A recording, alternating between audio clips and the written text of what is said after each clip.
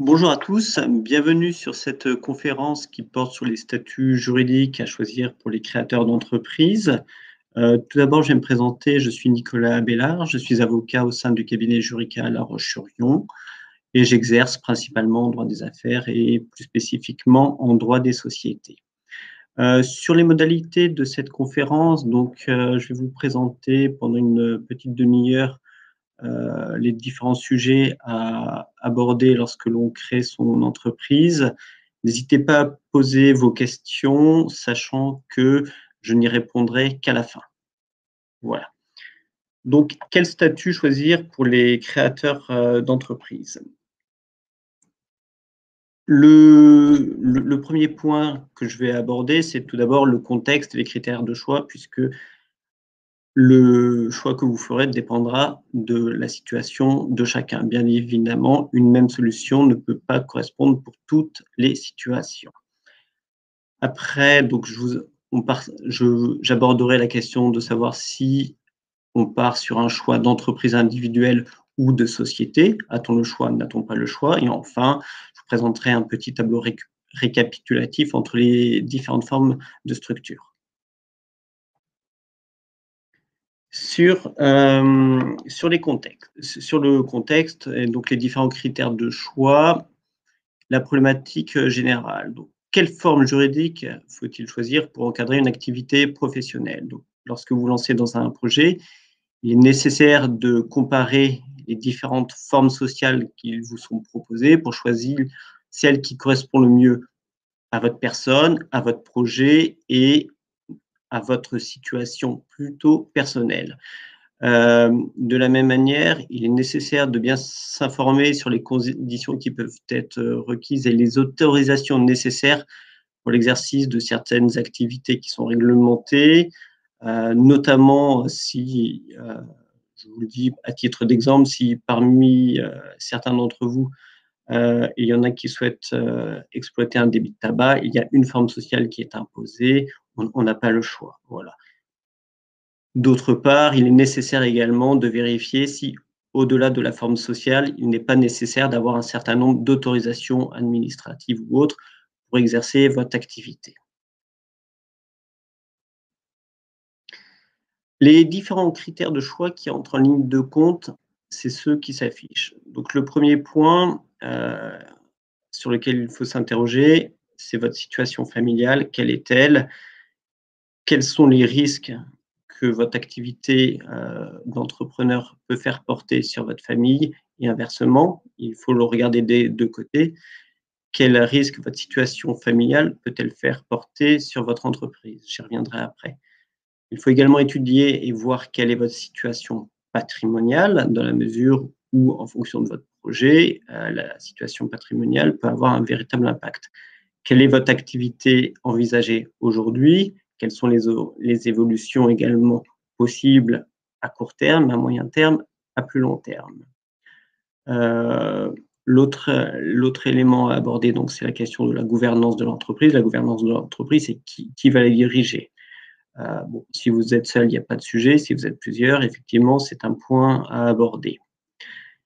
Enfin, parmi les critères, donc il y a les aspects fiscaux qui ne sont pas négligeables et les aspects en matière de protection sociale qu'il faut également avoir en tête. Enfin, dernier point, le coût de création et de fonctionnement, qui, même si c'est pas moi qui paye, me semble parmi tous ces critères le moins important.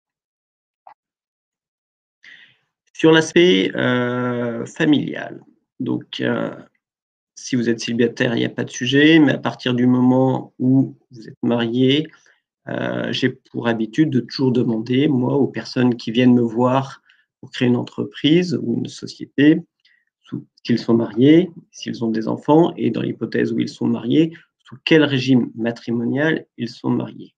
Dans la mesure où le régime matrimonial a une influence sur le patrimoine de l'entrepreneur et le cas échéant de la société. Je m'explique. Beaucoup de personnes sont mariées sans contrat de mariage, donc ils sont mariés sous le régime de la communauté légale et lorsque vous êtes marié sous le régime de la communauté légale, tous les biens que le couple a acquis depuis son mariage sont des biens communs. Dès lors, si demain vous constituez une société, post-mariage, la société, si elle est constituée avec de l'argent du couple, donc des biens communs, les titres de la société, donc la société appartiendra à l'ensemble des deux époux, quand bien même il n'y a qu'un des deux époux qui exerce l'activité. Donc ça, c'est un point qu'il faut avoir en tête. De la même manière, certains apports, lorsque vous êtes sous le régime de la communauté, nécessitent le consentement des deux. La forme sociale aura également une influence sur le patrimoine personnel. Alors, qu'on soit célibataire, pacsé ou marié. Ça, je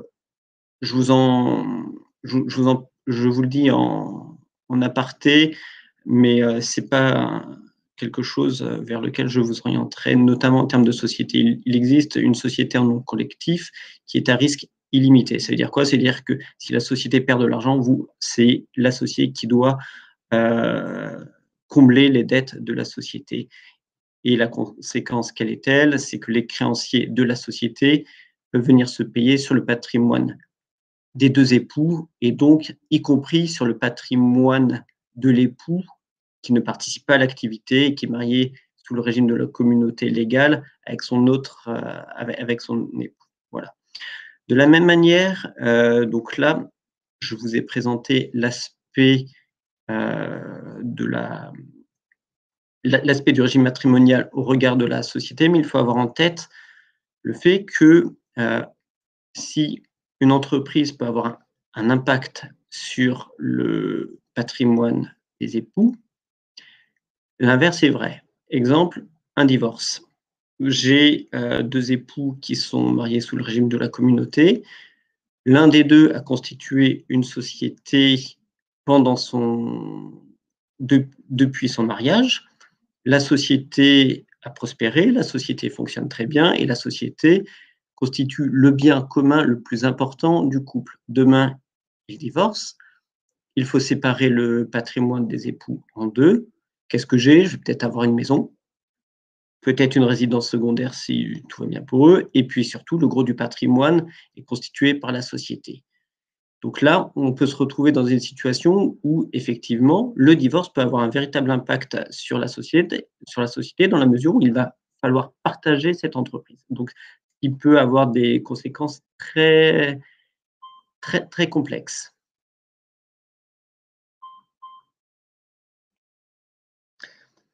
Sur la situation patrimoniale, donc là, lorsque un créateur d'entreprise se présente, on va quand même étudier son projet et on va étudier son projet également au regard de sa capacité à investir personnellement ou, le cas échéant, le besoin de faire appel à des tiers, que ce soit des tiers, des partenaires bancaires, des partenaires financiers dans le cadre donc de prêts ou dans le cadre de partenaires plus juridiques, donc de partenaires associés qui vont également apporter des fonds et investir au capital de l'entreprise.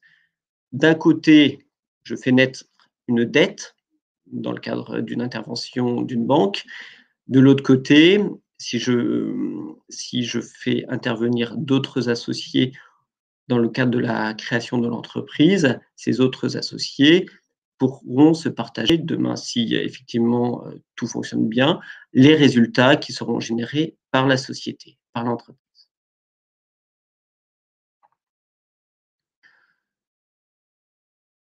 Il faut également donc baser son choix au regard de l'activité envisagée et de son évolution. Ce que je vous disais en préambule, c'est que certaines activités sont réglementées et imposent une forme sociale particulière et imposée par la loi. Exemple, donc les débits de tabac qui doivent être exercés sous la forme d'une société en nom collectif.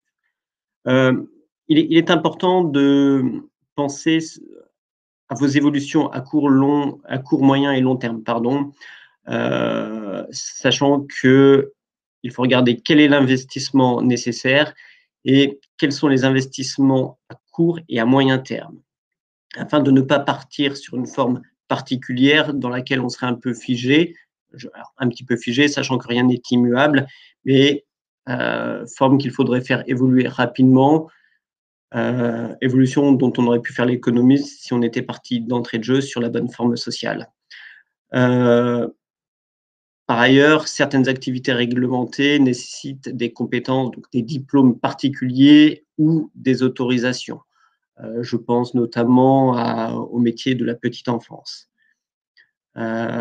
Enfin, il faut également avoir en tête qu'un premier choix de forme sociale, quelle qu'elle soit, pourrait être mis en cause compte tenu de l'évolution rapide de l'activité. Là, c'est notamment sur des aspects fiscaux. Si vous partez sur un régime de micro-entreprise, vous avez des seuils à ne pas dépasser. Si votre activité démarre fort, tant mieux pour vous. Effectivement, vous pouvez ne plus être éligible à ce type de régime. Sur la gouvernance de l'entreprise, donc ce que je vous disais, la gouvernance de l'entreprise, c'est la direction de votre entreprise. Donc, le choix de la forme juridique dépendra également du mode de gouvernance souhaité et accepté par l'entrepreneur. Alors, soit vous êtes seul, vous êtes un entrepreneur individuel, vous ne constituez pas de société, là-dessus, bon, il n'y a pas de sujet. Heu, L'entrepreneur gérera seul son entreprise et prendra seul, les décisions. Soit vous partez sous une forme de société. Déjà, ça veut dire quoi? Ça veut dire que vous devez accepter de vous associer dans ce projet, donc d'avoir des associés, quand bien même ils sont minoritaires. Dans ce cadre-là, est-ce que la gestion va être contrôlée ou non sur certaines décisions par vos associés? Ça, c'est une, question qu'il faut aborder le jour où on constitue la société. Heu, Est-ce que donc si vous vous associez avec une autre personne, ça signifie que vous acceptez de partager les bénéfices liés à l'activité? Mais de la même manière, être à plusieurs, ça permet de ne pas être seul à subir les pertes, même si là, il y a un bémol dont je vous parlerai, heu, ultérieurement. Et enfin, ça vous permet, être à plusieurs, de ne pas être seul à investir, le cas échéant. Après, donc on a l'impact de la fiscalité, puisque vous allez créer une activité économique, sous une forme ou sous une autre, et toute activité économique va générer de la fiscalité. Grosso modo, vous aurez 2 orientations possibles. Soit vous partirez sur un régime d'imposition sur le revenu, soit vous partirez sur un régime d'imposition, d'impôt sur les sociétés, pardon.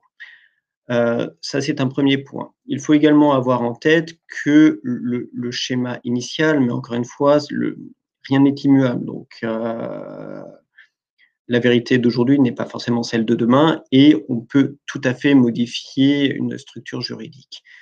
Hem, il faut avoir en tête que certaines formes sociales permettent de transmettre beaucoup plus facilement, une entreprise que d'autres. Voilà, notamment, il est plus aisé de transmettre une société dans la mesure où on va transmettre des parts et on peut faire une transmission partielle ou totale.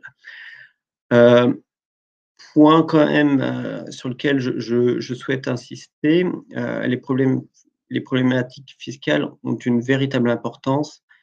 Pour autant, le choix d'une structure ne doit pas être que fiscal. Il est important que les choix qui vont être faits répondent à une réalité économique, juridique et fiscale. S'il n'y a que du fiscal et les aspects, juridiques et ou économiques sont négligés, c'est pas forcément le bon choix.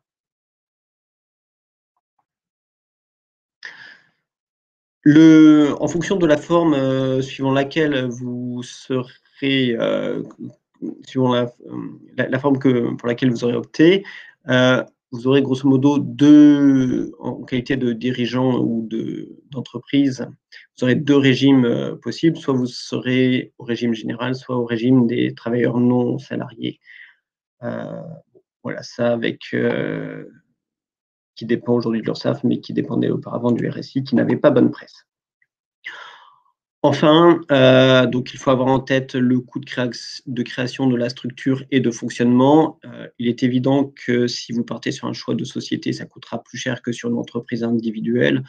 Pour autant, on ne parle pas non plus de sommes, significatives et c'est clairement pas, à mon sens, ce qui doit faire pencher la balance. Il faut avoir en tête qu'en fonction du choix, effectivement, il y a un formalisme un peu plus important, mais aujourd'hui, le législateur en a eu conscience et clairement le fonctionnement sous forme de société a été, profondément allégé. Donc, une fois qu'on a, vu les éléments de contexte, grosso modo, vous avez 2 choix. Soit vous partez en entreprise individuelle, soit, vous vous lancez en société. Donc l'entreprise individuelle, je vais vous présenter très rapidement le régime de droit commun, avec un régime spécifique qui est l'entreprise individuelle à responsabilité limitée, le IRL, et puis donc le régime de micro-entrepreneur, qui est un régime, fiscal et social spécifique, mais qui n'est aucunement un régime juridique. Sinon, donc je vais vous présenter l'autre, possibilité, donc vous lancer en société avec les principes, principaux qui régissent, les sociétés et les 2 formes sociales vers lesquelles, vous auriez à vous orienter, soit la SRL, société à responsabilité limitée, soit la SAS, société par action simplifiée. Il existe bien d'autres formes de sociétés, mais qui, à mon sens, ne présentent pas d'intérêt quand on se lance, sauf activité spécifique ou besoin vraiment très spécifique. L'entreprise individuelle, comme son nom l'indique déjà, c'est vous-même, c'est l'individu qui constitue l'entreprise, donc et vous êtes seul. Voilà, c'est vraiment vous êtes, une entreprise, c'est vous-même, vous n'avez pas d'associés. Donc sur la création, vous inscrivez au registre du commerce et des sociétés ou au répertoire des métiers, en fonction de est-ce que vous êtes plutôt commerçant ou plutôt artisan. Vous avez, une obligation de tenir une comptabilité, mais les obligations dépendent de la nature de l'activité et du régime fiscal de l'entreprise qui sera choisie. Le point très important qui distingue, même si après vous allez voir qu'il a été nuancé, heu, donc qui distingue l'entreprise individuelle de la société, l'un des sujets très importants, c'est la question de la responsabilité de l'entrepreneur. La responsabilité d'un entrepreneur sous forme d'entreprise individuelle est illimitée. Ça veut dire quoi? Ça veut dire que vous répondez indéfiniment des dettes qui pourront être contractées dans le cadre de l'exercice de votre activité, y compris sur vos biens personnels. Alors le législateur a prévu, certains assouplissements, notamment par rapport à la résidence principale qui aujourd'hui est insaisissable de plein droit. Donc au moins votre maison, si vous en êtes propriétaire, ne pourra pas être, saisie.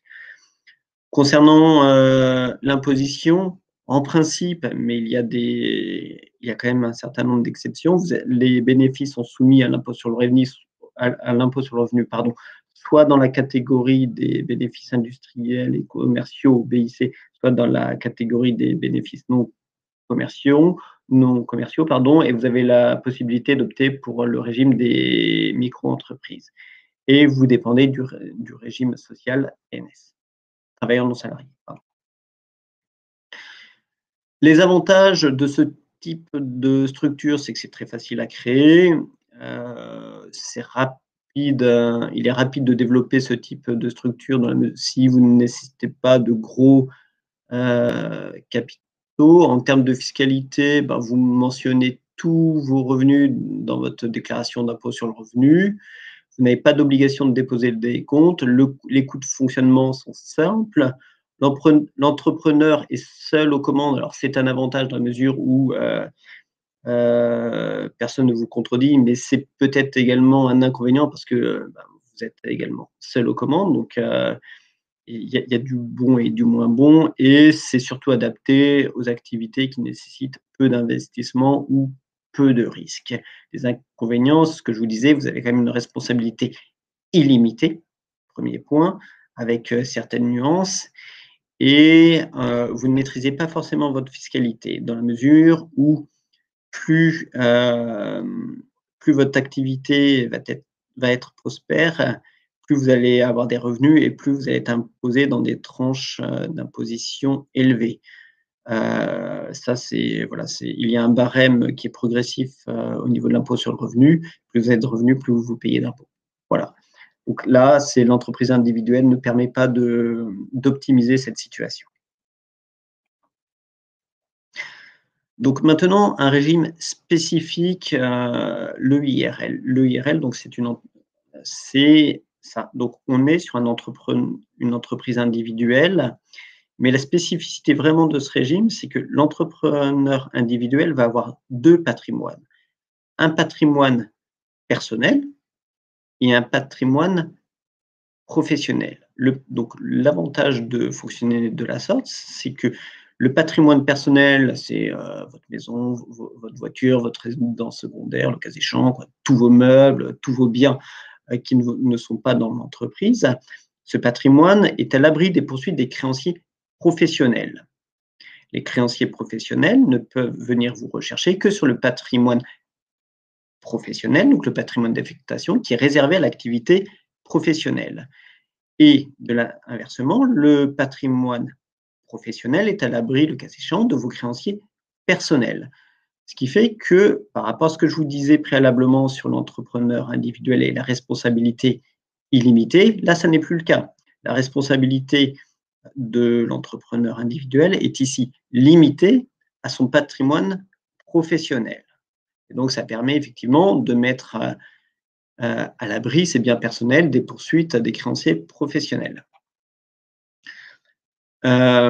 Sur le IRL, en termes de constitution, c'est la même chose. Il faut faire une déclaration spécifique auprès du registre du commerce et des sociétés ou des métiers. Vous avez une comptabilité spécifique à tenir au niveau de l'activité professionnelle et vous devez déposer vos comptes au greffe. J'ai une activité professionnelle avec un patrimoine propre alors ce patrimoine peut bouger en plus ou en moins. Et l'intérêt, c'est que vos créanciers professionnels, ne peuvent venir vous chercher que sur ce patrimoine professionnel. D'un point de vue fiscal et social, donc en principe, comme l'entrepreneur individuel de droit commun, vous êtes fiscalisé à l'impôt sur le revenu, mais vous pouvez opter à l'impôt sur les sociétés. Voilà.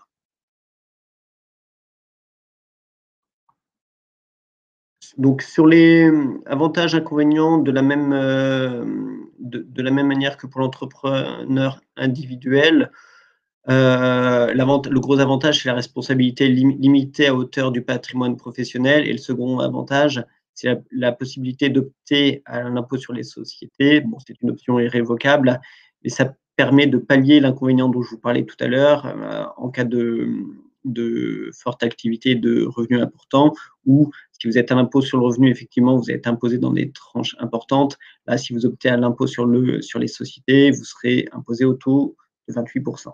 Voilà. Un point quand même que je souhaite souligner, par rapport à l'entrepreneur individuel, dans ce cas-là, donc ce que je vous disais, votre responsabilité est limitée à votre patrimoine professionnel. Si vous avez besoin de faire des investissements lourds, que vous prévoyez un patrimoine professionnel faible et que vous allez chercher des emprunts élevés, clairement, l'accès au crédit va être compliqué. Voilà, ça, il faut en avoir conscience. Après, donc j'ai le régime de la micro-entreprise. Donc c'était ce qui s'appelait avant l'auto-entrepreneur. Alors, c'est pas un régime juridique, c'est uniquement un régime fiscal et social qui permet, le cas échéant, d'avoir une fiscalité plus faible et par rapport à une entreprise individuelle de droit commun, et également d'avoir des cotisations sociales plus faibles également. Donc là, pour être éligible, il faut respecter des limites de chiffre d'affaires. Bon, je vous les présenterai rapidement. Ce régime est cumulable avec l'EIRL dont je viens de vous parler et c'est un régime qui va convenir peut-être à une activité principale, mais surtout, à mon sens, à une activité secondaire. Donc les conditions pour en bénéficier, il ne faut pas dépasser un chiffre d'affaires de 176 200 € pour une activité d'achat-revente, 72 500 € pour une activité de prestation de services. Et si vous vous situez dans une activité mixte, vous ne devez pas dépasser un chiffre global de 176 200 et la part de l'activité de prestation de service, elle ne doit pas excéder 72 500. Pardon. Vous pouvez exercer tout type d'activité sous ce régime. Vous devez être inscrit au registre du commerce et des sociétés ou au répertoire des métiers en fonction de la nature de l'activité. Et vous devez avoir un compte bancaire spécifique pour votre activité. Donc les conditions pour en bénéficier, donc c'est respecter les seuils de chiffre d'affaires dont je vous ai parlé. Vous avez donc sur le régime fiscal, vous avez 2 possibilités. Soit vous êtes imposé à l'impôt sur le revenu avec des abattements spécifiques, soit vous optez pour ce qu'on appelle le versement libératoire. Si oui, donc si vous êtes à l'impôt sur le revenu, vous bénéficiez d'abattements en fonction de votre chiffre d'affaires et de votre activité. Donc si vous êtes sur une activité d'achat-vente, on va prendre votre chiffre d'affaires, on applique un abattement de 71 %. Donc, c'est-à-dire quoi? C'est-à-dire que 29 % de votre chiffre d'affaires va être réintégré dans vos revenus et c'est cette somme qui va être imposée au barème de l'impôt sur le revenu. Si vous êtes sur une activité de prestation de service, on est à un abattement de 50 %, donc 50 % de votre chiffre d'affaires est imposé. Et si vous êtes une profession libérale, vous avez un abattement de 34 %, donc 66 % de votre chiffre d'affaires va être imposé à l'impôt sur le revenu. Et donc ça, vous payez donc votre impôt soit l'année qui suit, mensuellement ou par tiers. Ou sinon, autre possibilité, vous optez pour le versement libératoire. L'assiette de l'impôt, c'est le chiffre d'affaires et en fonction de votre activité, vous avez un taux spécifique. Pour une activité de prestation, d'achat-vente, vous êtes à 1 %, prestation de service 1,70 et pour les professionnels libéraux, 2,20 %. Voilà. Alors sur ce régime, alors après vous avez également des cotisations sociales dont je vous laisse en prendre connaissance, voir les montants qui sont indiqués. Moi sur ce régime, ce que je peux vous dire, c'est effectivement, ce régime peut être intéressant en fonction de votre activité et ou de vos charges. Donc je vous passe la page avantages et inconvénients. Donc c'est un régime qui peut être cumulé avec l'EIRL. C'est un régime fiscal avantageux en cas de faible activité dans la mesure où il est basé sur le chiffre d'affaires. C'est facile à créer, les coûts sont très faibles. Vous pouvez cumuler une activité salariée avec une activité secondaire sous ce régime-là et les cotisations sont dépendantes de l'activité. En revanche, ce qu'il faut avoir en tête, c'est que si vous ne remplissez plus les conditions, on applique le régime de droit commun. Les cotisations sont dépendantes du chiffre d'affaires, donc si c'est votre activité principale, pas de chiffre d'affaires, pas de cotisation, mais pas de protection sociale. Il faut quand même l'avoir en tête. Et ce régime n'est pas adapté aux activités qui nécessitent des investissements, qui nécessitent de nombreux achats, puisque oui, je ne vous l'ai pas précisé, la TVA n'est pas récupérable sauf si vous dépassez un certain montant de chiffre d'affaires, c'est 96 000 € de mémoire, si je ne dis pas d'erreur, ou non, 94 300 € pour les activités d'achat-vente et 36 500 pour les activités de prestation de services.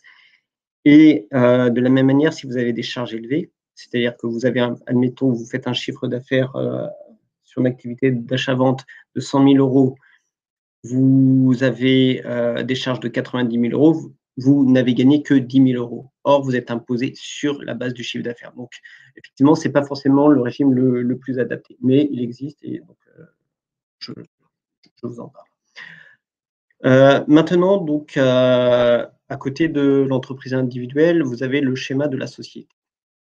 Donc les grands principes qui régissent le droit des sociétés, c'est quoi? Donc une société, c'est une personne morale, mais c'est une personne. Donc elle a la personnalité juridique, donc comme vous et moi, c'est une personne, elle a des droits, des obligations, un patrimoine. Elle a un nom, elle a une adresse, elle a un patrimoine propre, distinct de celui de ses associés, j'insiste sur ce point. Elle a la capacité juridique, c'est-à-dire qu'elle a le droit de conclure des contrats, elle a le droit d'aller en justice. Elle doit être représentée par un mandataire social, qui peut être une personne physique ou, le cas échéant, une autre société, ça c'est possible. Elle peut être à responsabilité illimitée, c'est-à-dire que les associés de cette société ne sont pas à l'abri des créanciers de la société qui pourront venir chercher les associés sur leur patrimoine propre, ou elle peut être à responsabilité limitée. Moi, c'est uniquement de ces sociétés-là que je vais vous parler. Et elle peut impliquer une pluralité d'associés, sauf les cas d'EURL et de SASU dont je vais vous parler, donc parfois une certaine collégialité. Tac. Donc, quand vous créez une société, vous avez 3 types d'apports. Bon, l'apport en industrie, c'est le dernier. En fait, c'est vraiment un régime spécifique dont je vais pas de toute façon, j'ai pas le temps de vous en parler, donc je vais pas vous en parler. Mais grosso modo, soit vous apportez du numéraire, donc c'est du cash, ou c'est des euros que vous déposez à la banque, ou vous apportez des biens. Ça peut être une voiture, ça peut être un ordinateur, voilà. Avantages, inconvénients d'une société. Premier point, c'est selon la forme, c'est surtout vous avez une responsabilité limitée. Le patrimoine des associés est protégé puisqu'il est complètement distinct de celui de la société. En cas de pluralité, alors les pertes, si la responsabilité est limitée, c'est un peu moins vrai, mais les investissements, vous les partagez. Une société est beaucoup plus facile à transmettre qu'une entreprise individuelle, dans la mesure où une entreprise individuelle, c'est un tout, alors qu'une société, la société a un patrimoine, donc elle a le patrimoine de la société, c'est le fonds de commerce d'un côté, ses dettes de l'autre, et ce patrimoine est représenté par quoi? Des parts sociales ou des actions. Donc, lorsque vous vendez une société, vous ne vendez pas un fonds de commerce, vous vendez des parts ou des actions. Il est possible de faire diriger une société par un gérant ou un président en fonction de la forme sociale choisie qui n'est pas associé. La société, si vous êtes à plusieurs, permet une gestion, une direction collégiale et la société, elle mérite, lorsque là vous grossissez, de pouvoir organiser notamment des groupes de sociétés, de faire des choses assez intéressantes, notamment d'un point de vue fiscal. Inconvénient, entre guillemets, quand même, vous avez l'obligation de déposer les comptes. Ça, c'est, à mon sens, c'est pas véritablement un inconvénient. Lourdeur et coût de fonctionnement, c'est à nuancer malgré tout, dans la mesure où chaque année, vous devez tenir une assemblée générale. C'est aussi l'occasion de faire le point sur l'activité. Soit on est tout seul en EURL ou SASU, et le cas échéant, ça permet quand même de faire un point. Soit vous êtes avec des associés, c'est un moment d'échange. Le risque en société, c'est les difficultés liées à la collégialité, dans la mesure où, quand on se lance, en principe, on s'entend bien.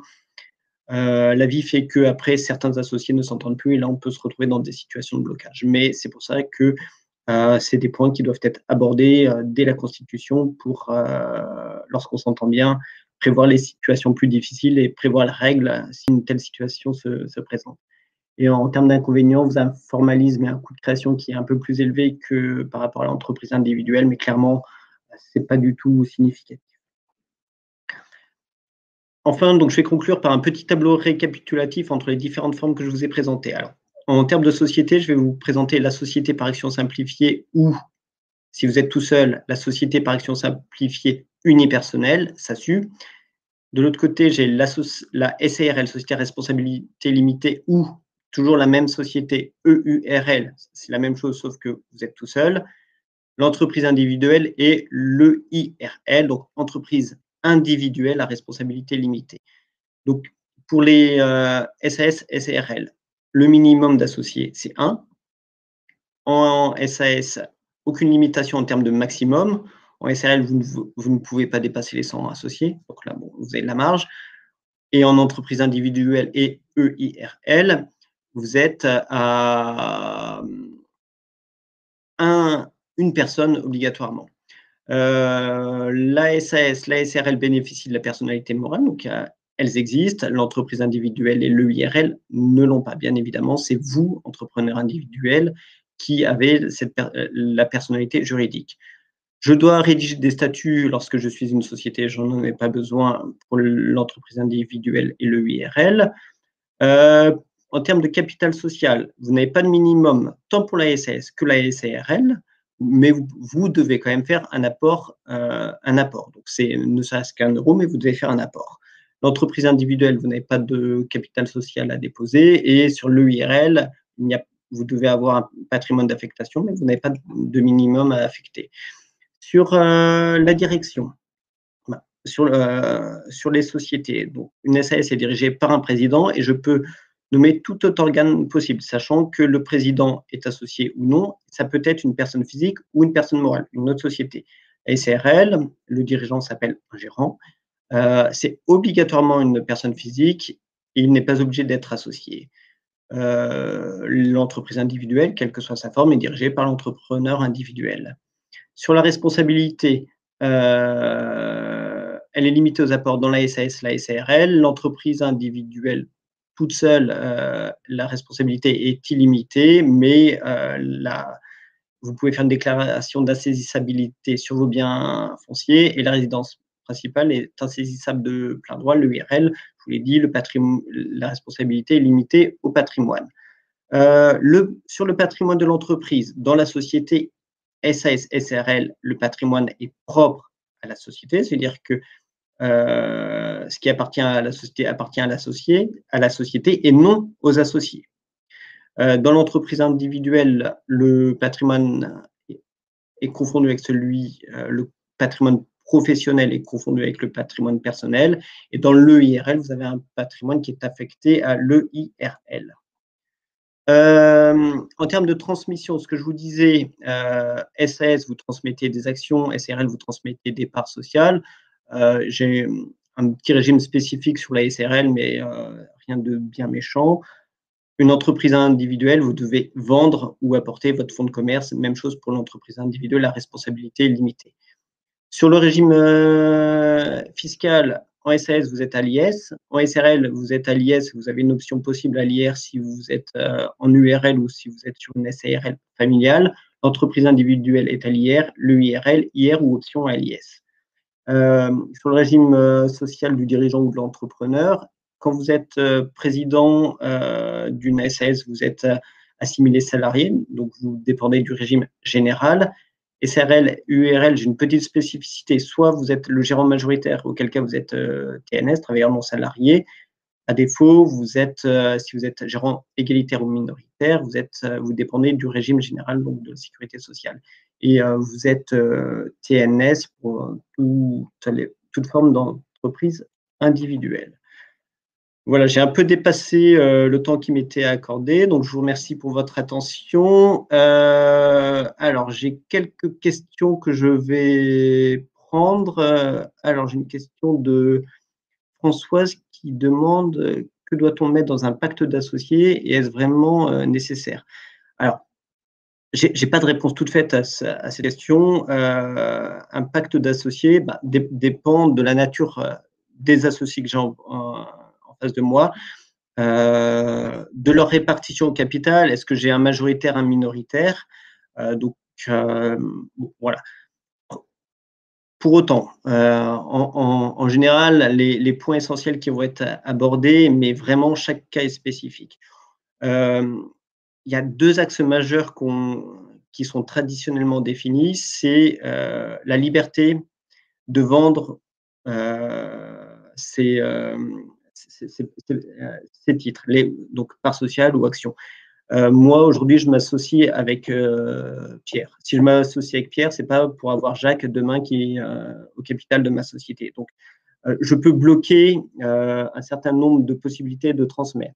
Inversement, si j'ai 90% du capital et j'ai quelqu'un qui a 10%, j'ai une super opportunité pour vendre 100% du capital. Dans un pacte d'associés, je peux prévoir des mécanismes qui me permettent de vendre 100% du capital de la société en obligeant l'autre à suivre. Bon, donc, j'ai tout un tas de règles qu'on va prévoir sur les transferts de titres par social ou action.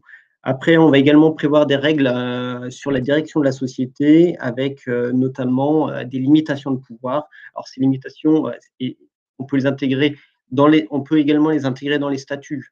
Mais effectivement, le pacte d'associés a le mérite d'avoir une certaine confidentialité. Voilà. Mais voilà, les axes majeurs, mais encore une fois, on peut faire des pactes avec d'autres sujets, mais les axes majeurs, c'est la liberté de transmettre ces titres, d'une part, d'autre part, la direction. Alors, j'ai une question ça doit être de monsieur ou madame Guillet. Les revenus, chiffre d'affaires ou bénéfices, alors les revenus, ça dépend. Entreprise individuelle, sans régime spécifique, donc sans le régime de la micro-entreprise, c'est le bénéfice. Donc, c'est-à-dire donc le chiffre d'affaires moins les charges. Sébastien demande, attendez, quel professionnel pourra nous confirmer, valider notre choix du statut juridique? Écoutez, je vais déjà commencer par prêcher pour ma paroisse, un avocat d'affaires. Donc, nous sommes spécialisés sur ce type de questions. Après, les experts comptables, il faut être honnête, ils maîtrisent également ce type de sujet. Mais d'une manière générale, lorsque vous vous lancez, c'est important d'être accompagné par un professionnel compétent. Ne partez pas seul. Vous pouvez trouver plein de choses intéressantes sur Internet, mais on voit également énormément d'énormités. Donc, méfiez-vous. Allez voir un avocat. On vous reçoit, on vous fait une consultation. Pour une consultation orale, vous ne payez pas forcément. Donc, vraiment, n'hésitez pas à pousser la porte d'un cabinet d'avocat. Bonjour, en URL, est-on systématiquement assujetti à la TVA? C'est Hélène qui pose la question. Alors, de mémoire, le droit commun, c'est oui. Il me semble qu'il y a une option de franchise de TVA. Mais là, comme ça, je ne me rappelle plus des critères. Donc, je ne peux pas vous répondre de manière précise. Nicolas demande sur les critères de choix célibataire, pas de sujet. En cas de mariage, influence sur le patrimoine de la société, qu'en est-il pour l'union libre? L'union libre,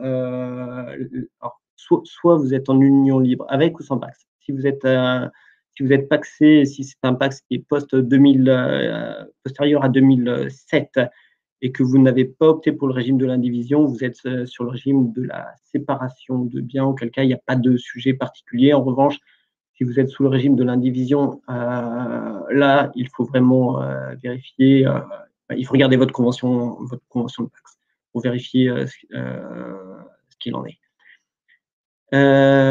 Edwige, pouvez-vous nous en dire plus concernant les débits de tabac qu'implique la société en nom collectif? En fait, la réglementation en droit français pour exploiter un débit de tabac suppose donc de l'exploiter sous forme de société en nom collectif. Et une société en nom collectif a la spécificité que les associés de la société sont commerçants, alors qu'une SRL, les associés ne sont pas commerçants, c'est la SRL qui est commerçante. Donc, les associés de la SNC sont commerçants et sont tenus solidairement et indéfiniment des dettes. Ça veut dire quoi? Donc, c'est-à-dire vous devez être deux associés. Si j'en ai un qui a 10% et l'autre qui a 90% et que j'ai des dettes, l'associé qui a 10% peut être tenu de payer 100% des dettes de la société, quitte après à charge pour lui de se retourner contre son associé, mais encore faut-il pouvoir se faire payer. Inès demande à quoi correspond le montant de l'apport en nature en société. Donc, l'apport en nature en société, c'est vous allez apporter un bien à la société. Et après, si c'est un ordinateur, vous allez l'évaluer. Si c'est un bien plus spécifique, peut-être que vous aurez recours à un expert pour évaluer ce bien. Voilà. Mais c'est là-dessus, il faudrait peut-être qu'on puisse échanger par téléphone pour que je vous explique ça de manière plus précise. Voilà. En tout cas, la session est terminée. Si vous avez des questions, n'hésitez pas à vous rapprocher d'Orion qui me les transmettra et j'essaierai de vous y répondre dans les meilleurs délais. Voilà. Écoutez, je vous remercie pour votre attention et puis je vous dis à bientôt. Au revoir.